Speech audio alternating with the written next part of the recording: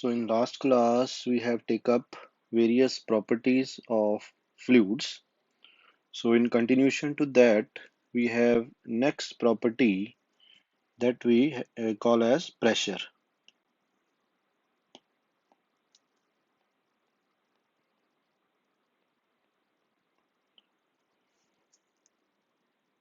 Now say we have a container and that container is filled with some fluid.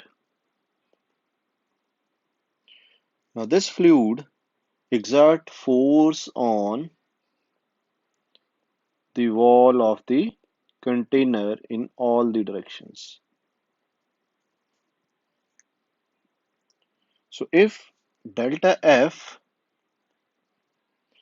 represent this force over an area of delta A, then we can write pressure intensity or this pressure as delta F divided by delta A.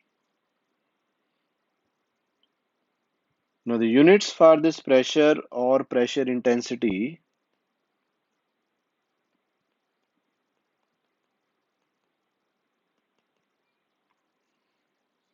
the one unit is Newton per meter square, that we also call as Pascal.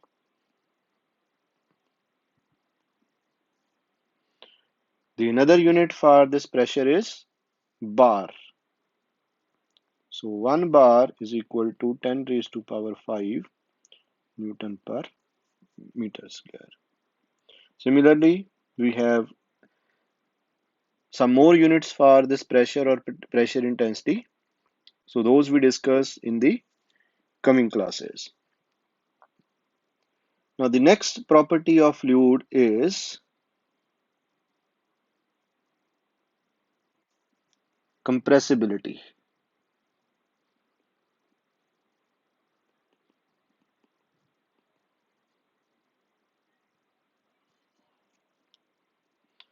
Now again say we have a piston cylinder arrangement.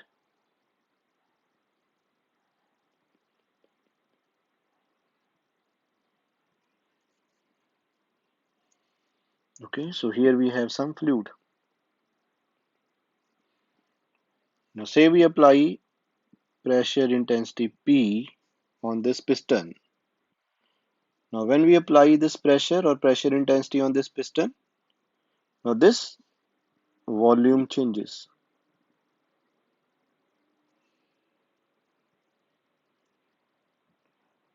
Okay, so the relative change in this volume per unit pressure, that we call as compressibility or coefficient of compressibility. So you can say that the relative change in volume per unit pressure is called compressibility or coefficient of compressibility. Okay, so that we denoted as by symbol beta C. Now the formula for beta C is minus 1 upon V dV upon dP. Okay, now here in this formula, dV, this is change in volume. dP is the change or small change in pressure. Okay, and this V is the original volume. Okay, now this negative sign appears here due to reduction in volume with increase in pressure. So negative sign is due to reduction in volume due to increase in pressure or pressure intensity. So you can say there is a positive pressure increment result into negative volume increment. So that's why a, there is an extra negative sign. Okay. Now there is one more term that is called as bulk modulus of elasticity.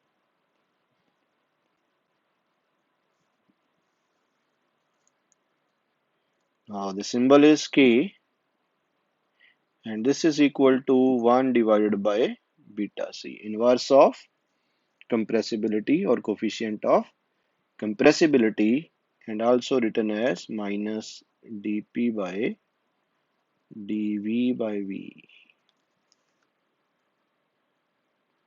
So you can also say this is the measure of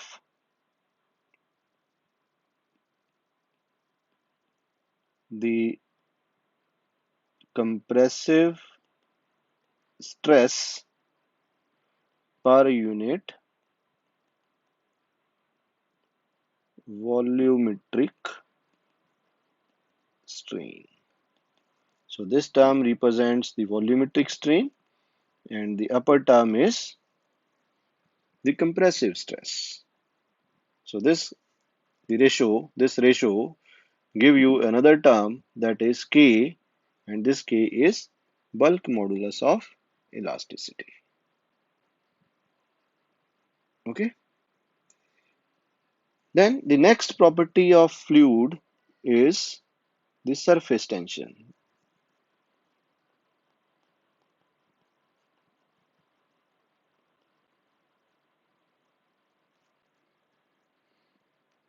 So this we denoted by sigma.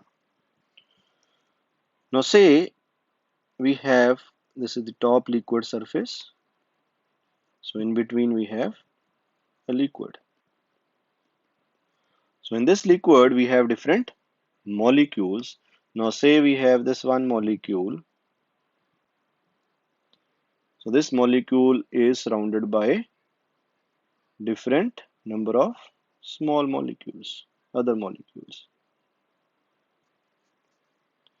So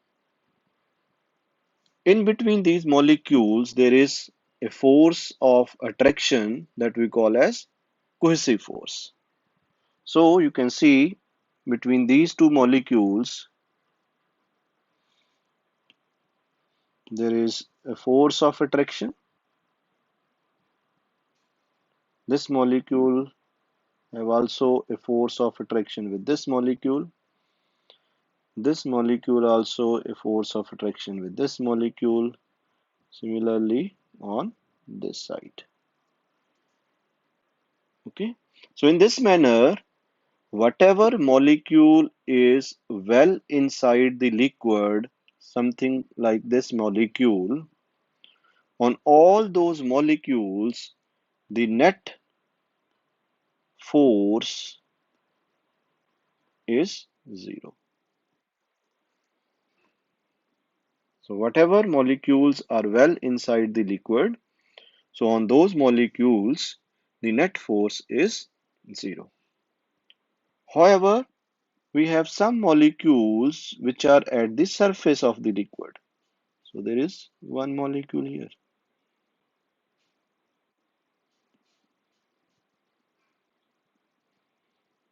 one molecule here.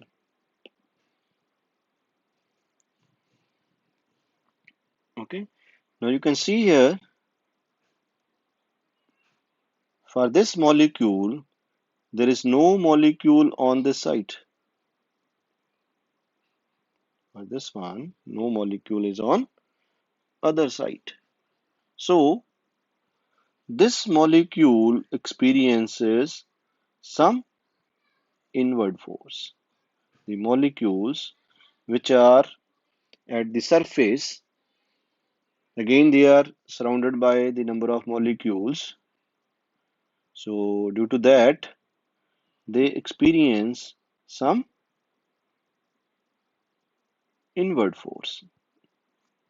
Similarly, this molecule again experience some inward force in the downward direction.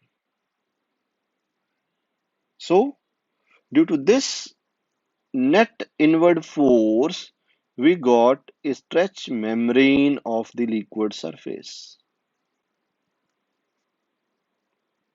So that's why we have the liquid surface is in the form of a stressed membrane. So at that surface, some inward forces are acting. Okay. So if so now you can say if we want to take all the molecules on the surface of this liquid out from the surface, we have to apply certain force.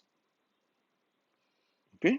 So say now we want to take up these surface molecules out from the surface. So for that, we consider a unit surface area and we apply the force, some force to take the surface molecules out from the surface. So then we have to apply some energy. So that energy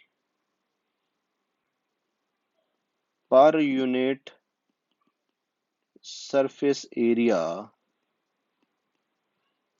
we call it as surface tension.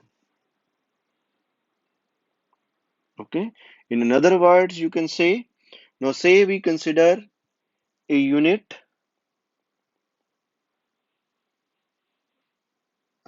perimeter.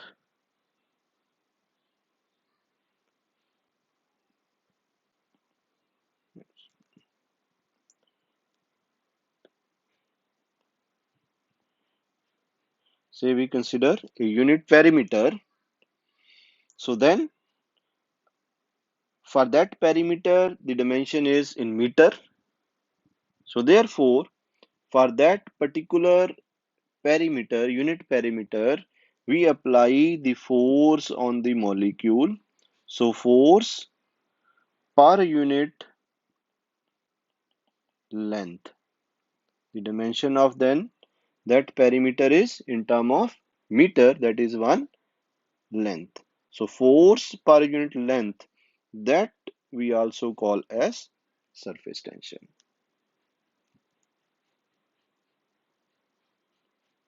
Okay. So if we conclude this, we can say the energy per unit surface area.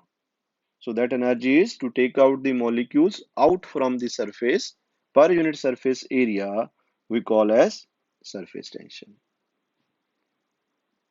Similarly, force per unit length on the surface to take out the molecules out from the surface, we again call that as the surface tension.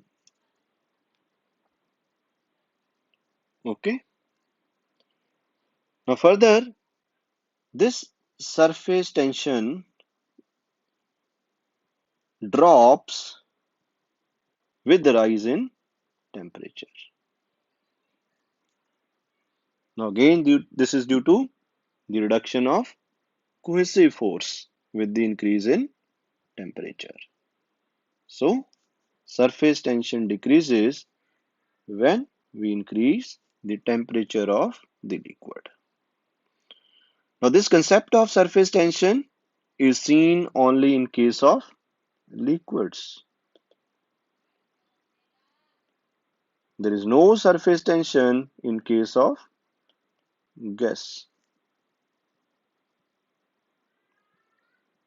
because in case of gas the molecular distance is large and there is no concept of cohesive force between the molecules. So therefore there is no surface tension concept in case of gases.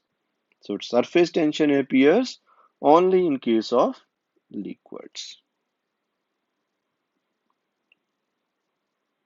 Okay, so these are the few properties of fluids.